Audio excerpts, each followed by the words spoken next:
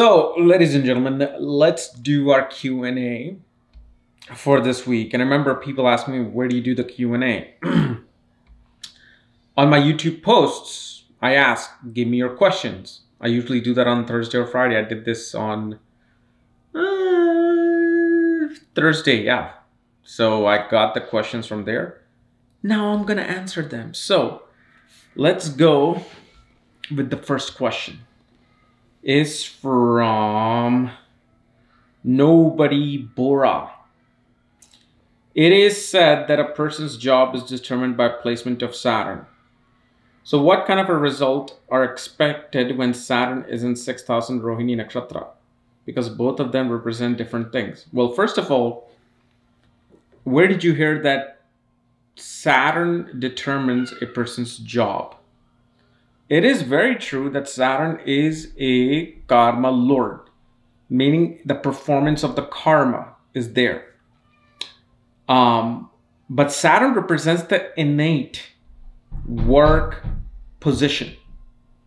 Okay, the innate demograph of the work. The specific type of work is determined by all the other planets. You got to understand that. So, of course, Saturn in the 6th house, in Rohini Nakshatra can represent a person who could be in media. Okay, because especially Saturn in the 6th house will rule the 3rd house with its Multrikon sign. So one may go into things like cosmetics, beauty, fashion, music, creativity, or especially in the 6th house, giving comfort to people. Like, for example, with this particular position of Saturn, Moon, and also even with Venus, I have seen people who go into like service industry, especially like anything that gives you comfort. So what gives you comfort? Massage therapist, people who sell mattresses, okay? People who may own, a makeup studio, hair salons. You're doing this work of service. But this doesn't mean that you may not be in the media field. You can be in a media field. Now, what kind of media field or comfort field? For that, you're going to be looking at your Dharma and Artha and your Kama. Okay? We'll look at things like your Prana Pada, your destiny point, Karakamsha Lagna. All of these things come into play. And then obviously the timing. Fine, you have the combinations to become a great actor.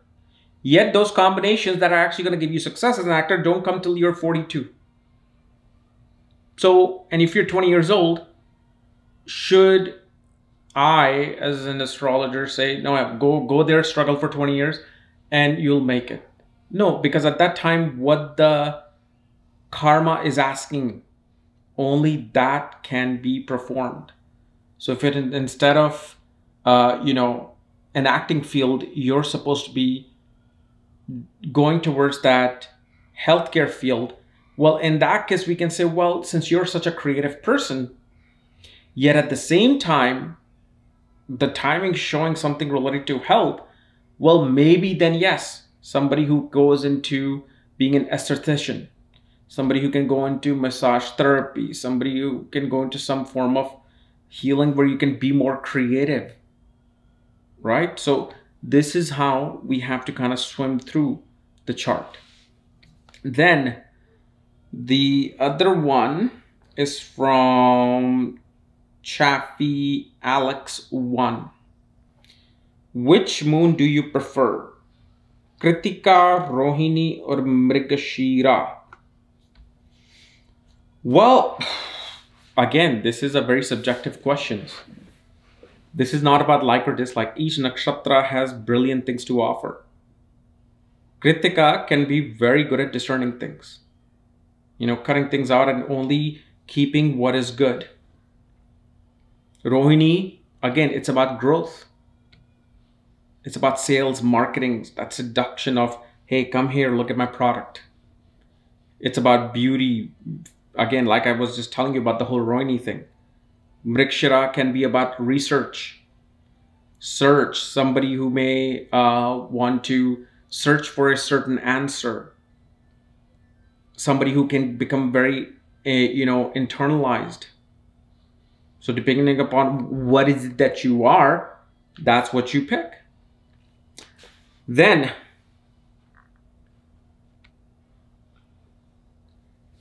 does having, I picked 2 questions from the same person, nobody, Borana. Does having Venus and Ketu together in most charts, including the birth chart and Navamsha, is a bad thing? Does this signifies bad marriage? What Venus with Ketu does is that it's really this area of detachment. Feeling detached from elements of Venus, yet only being hardcore attached to the karmic element of that particular planet. Forget even Venus, any planet.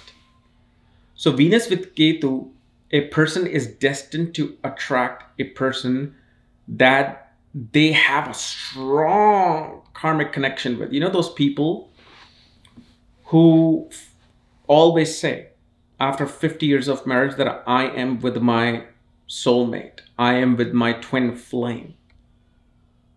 It can create that scenario depending upon the sign, the nakshatra placement, and the aspects upon this particular conjunction. Or it can create a person who's completely detached from the emotions of Venus. Whether it could be related to marriage, relationship, women in general. Okay? Somebody who actually can treat the element of Venus with neglect. So they don't care for the emotions of that particular thing. So it can go both ways. Then it's from Tiktana Curve. If Taurus is the Mool Trikon Rashi of Moon, then for Sagittarius, Libra, and Gemini ascendant, Moon should be a functional malefic. Okay, so here's the thing. If you said any other planet besides Sun and Moon, let's say even Sun was giving a Mool Trikon sign. Let's say Sun was supposed to get a Mool Trikon sign of Cancer. In this case, the clear answer is Sun and Moon are always neutral, regardless of the ascendant. They can rule your 6th house, 8th house, 12th house. Yes, you're correct. Moon is the Mool Trikon placement. Taurus is the Mool Trikon placement of the Moon. Okay? But even for Sagittarius ascendant, Aquarius ascendant, Moon is neutral. So if it's neutral, what does it mean? Well, the pendulum can swing either way. It can go this way, it can go this way, depending upon how that particular planet is. So if, let's say, just for Sagittarius, if Moon is a waning moon, okay, it may create more obstacles for this ascendant. If Moon is a waxing moon, it'll create more outstanding results for this, depending upon, again, the work that you do. The other thing we also see, okay, what conjunction is Moon with? Is Moon alone? Because if Moon is, let's say, surrounded with Venus and Jupiter in Sagittarius, Moon is the 8th lord, okay? And at the same time, if you're using the co-ruler of Taurus, is the 6th lord. But this can clearly show that Moon is going to give benefic results of those 2 signs and 2 house placement. So here, Moon can give a positive transformation. Moon can make someone service-oriented, make someone creative, more artistic, where their daily routines will be related to those elements. So that's how you would study this. Then Shweta Kapoor. Planetary combination for someone to have a stepmother. There's several ones. One would be Rahu in the 4th house. The other would be Rahu, let's say, in Kritika Nakshatra. Sometimes any a planet sitting in the 4th house or 4th lord being in Kritika Nakshatra can give stepmothers. Because Kartikeya, which is connected with Kritika, the Agni also, was raised by what, 13 or 9 mothers. So we can see that. And especially Saturn's involvement upon the 4th house, 4th lord will give that. And if you don't see this in the birth chart, look at the Dwadasamsa chart, the D12 chart, and observe the 4th lord or the moon. So stepmother, because the stepmother is somebody who become your legalized mother. It's a mother which is foreign. And remember, it doesn't necessarily just mean stepmother. Perhaps you love your mother, you adore your mother, but then you run into a woman who's like a mother, and she becomes your mentor, your guide. Let's say you have your mother and you grew up for 25 years in your own neighborhood, and the neighbor lady, someone's here. And the dogs are gonna bark, of course. And my computer just went out. Okay, why did it go out? Come on.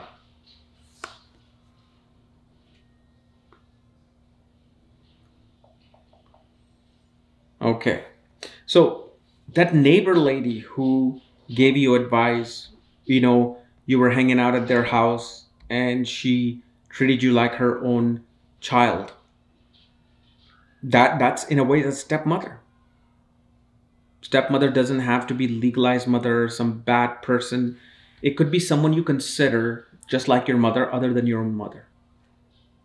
Okay. Then Heather Sterling, what is good date and sign to start a business? What placement in the house? Well, this can become complicated depending upon your birth chart, your panchanga, the day you were born, the hora that you were born in. So it's not something I can just answer, well, do this and this and this. But when you're not sure of when to start a business, 2 nakshatras, when moon is transiting these nakshatras, become the best days, which is Uttara Falguni and Pushya. Uttara Falguni and Pushya are the nakshatra where you can start your business if you're not sure. Okay. Then the next one is from Sharonika. Can you talk about the term Pushkara Navamsha and its importance? So Pushkara Navamsha are these badhas in certain nakshatras. Okay. So certain nakshatras have these particular degree placement, which is the padha, which creates a Pushkara Navamsha, which means very beneficial.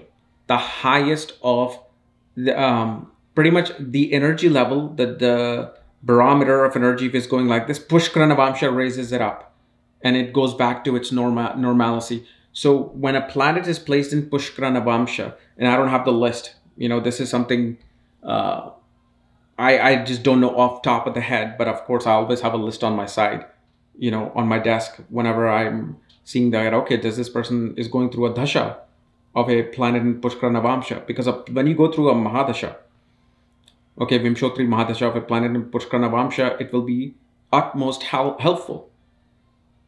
Okay, in such case, even a bad or, like a debilitated Saturn may also give great results. So, Melly Mill. How to interpret a chart showing how I am perceived by others? Very simple. Look at your 7th house. First house is you. 7th house is like the mirror. You're looking back at yourself. That's what people are seeing, in a way. So what this creates, the 7th house, is the other people looking at you. So look for the 7th house from the ascendant, moon, and most importantly, Arudha Lagna. Arudha Lagna is this concept in Gemini astrology where you look at, where how far your ascendant lord has gone from the ascendant, and you count that many places, becomes your Arudha Lagna. So if let's say your ascendant lord is in the ascendant house, then your ascendant is your Arudha Lagna. And I know many of you will say, well, no, it's supposed to be the 10th house or it's supposed to be the 7th house. I'm just following what I have learned, what I have studied, what especially, even Kapiel Raaj says, the father of modern Vedic astrology, that when ascendant lord is in the ascendant, that is your Arudha Lagna. Arudha Lagna is what the world is seeing you as. And especially 7th from Arudha Lagna will show what kind of an image you will have. So the more benefic impact you have on your 7th house from the Arudha Lagna, the better your image will be. Okay. Then Alex. Sagittarius descendant exactly conjunct with North Node. So your Gemini ascendant with Rahu in the 7th house. So I cannot make a judgment on this unless you told me where your Jupiter is placed.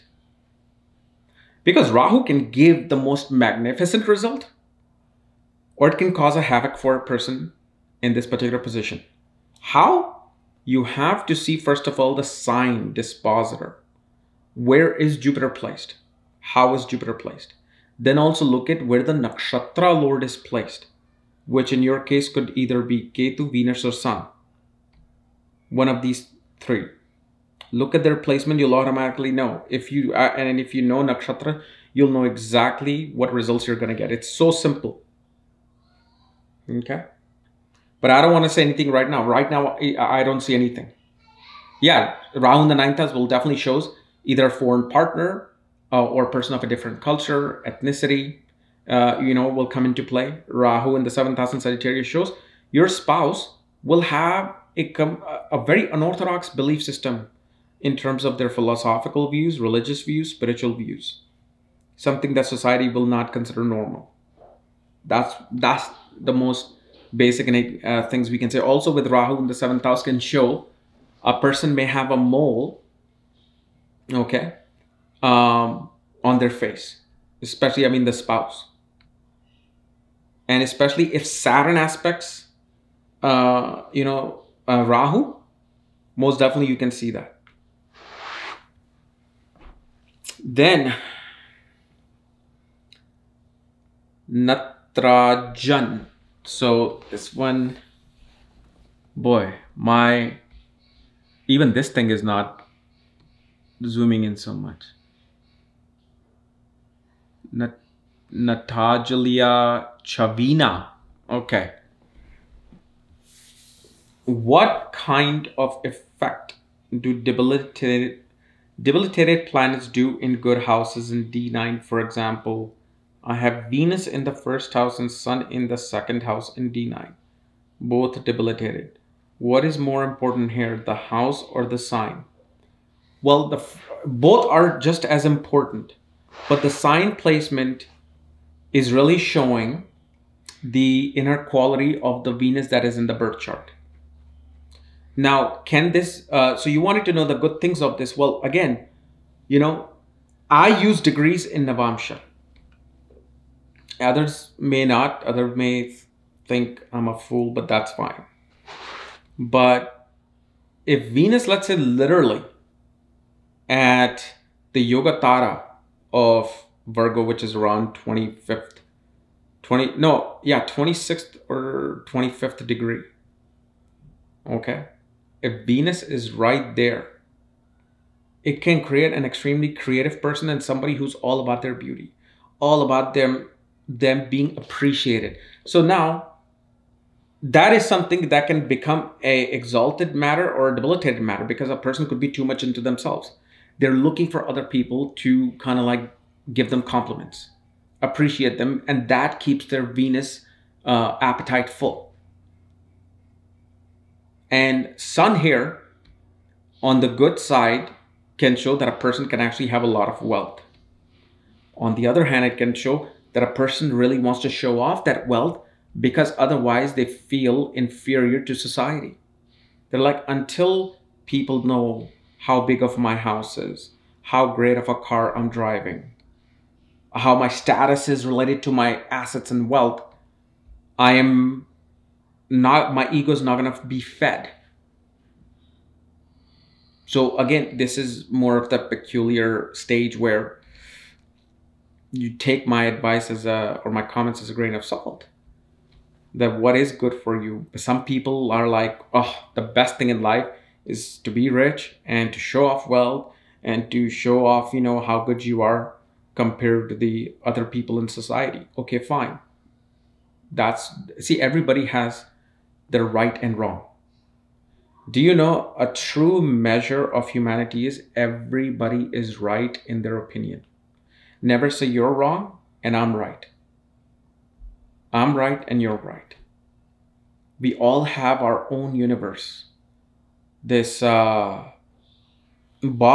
known as the Manamaya Kosha and Pranamaya Kosha pretty much keeps us in a certain universal space where what we think is right is right. And you may think it's wrong.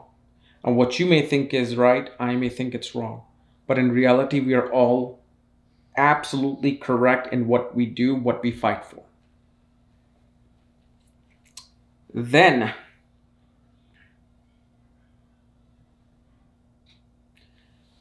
this one that I didn't understand, Aryan Roy, what happens when Prana Bananda is in the 11th house in Ashwini Nakshatra? I just wanted to say this question, what do you mean by that? Am I missing some point here? Prana Bananda? Yeah. Oh, I'm sorry. My bad. My absolute bad is my own. I need glasses. Okay, even with this, my laptop screen, I need glasses. So forgive me. I saw that. It's Prana Patha. Okay, I get it. Oh man, guys, I'm at my retirement age, so forgive me. I'm going to be going to the Himalayas soon. What happens when Prana Pada is in the 11th house in Ashwini Nakshatra in Aries? Okay, so what this shows me, that unless you can get quick results to fulfill your desires, quick way to attain money, and a place where quick decisions bring you money, your prana rises, your chi rises. But if that particular thing is taken away from you, you feel hollow inside. You feel kind of like dead inside. Somebody rang the bell, so of course. Hey! Stop. I'm gonna have to pause this video. Do I have to pause this video? So yeah, something can give us prana and something which is taken away from us takes us prana.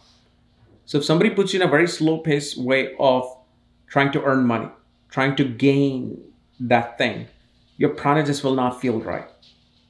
You need, the way you earn money, it needs to be connected with these parameters for you to feel like, I love life, I'm alive, I love what, I'm doing. So then, Lavi Lavendra, Dharma Karma Adhipati Yoga in Dustana houses, especially in the 8th house, does it still consider good? First of all, that's not a Dharma Karma Adhipati Yoga. Dharma Karma Adhipati Yoga occurs when 9th and 10th Lord are conjunct either in the 9th or 10th or are in Parivartan Yoga. So if they're placed in any other houses, it's simply known as Raj Yoga. It's not Dharma Karma Adhipati Yoga. So please remember that. And here in the 8th house, again, I don't know what planets are there. What planet is creating the Dharma Karma Adhipati Yoga? So for me to say anything here, it's useless.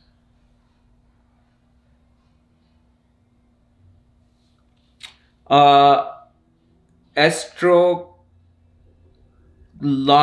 Tarot Pragat ask how to know surely if someone is going to get a huge success.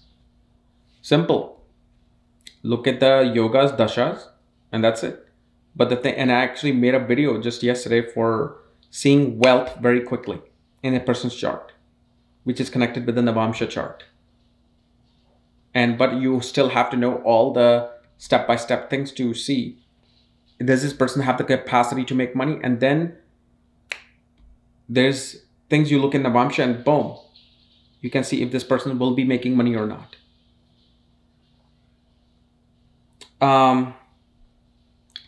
Swanika asks, is there significance of the mahadasha you're born in? Will the planet mahadasha you are born in a strong influence than the other planets throughout your life? Absolutely correct. I don't know. I'm pretty sure you read this one book. Maybe that's why you're asking me this. But yes, your very first Mahantradasha actually sets your personality. You know, everybody wants to know, what's my personality? If you really just want to know this, the very first Mahantradasha, the 2 planets, they set the tone for your entire life. Then Harminder, Rahu Mahadasha and Ketu Antradasha. Rahu Mahadasha and Ketu Antradasha brings in transformation always in the house axis that they're placed in. But they will give results of their dispositor. Where is Rahu dispositor is placed? Where Ketu dispositors are placed. So always look at them to see the actual result. But the transformation will come and it'll bring results of those 2 planets that they're ruling their signs and nakshatra placement. Megan Murray, could Venus and Pisces for a female ever, can a woman with Venus and Pisces ever marry or settle? Yes, they can marry and they can settle. But the thing is, what happens with the marriage, and this is actually in a way it's a good thing, marriage will activate your spiritual devotion. Marriage will activate your spiritual devotion. Now, on the other hand, you can ignore the responsibility of the marriage and you suddenly just want to stay in that other realm. So it can do both of these things. And depending upon how you look at it, you can then judge, okay, if this Venus is doing good for me or bad for me. Okay. So guys, this is my Q&A for this week. I'm going to ask again on Thursday sometime for the question and answers. So anyway, if you're new to my channel, subscribe below so you don't miss these type of videos. And again, go to my link here to get all the astrological report and consultation, including link to my academy where I have KRS vlogs where I make all the detailed videos on things. So anyway, we'll see you later. Bye-bye.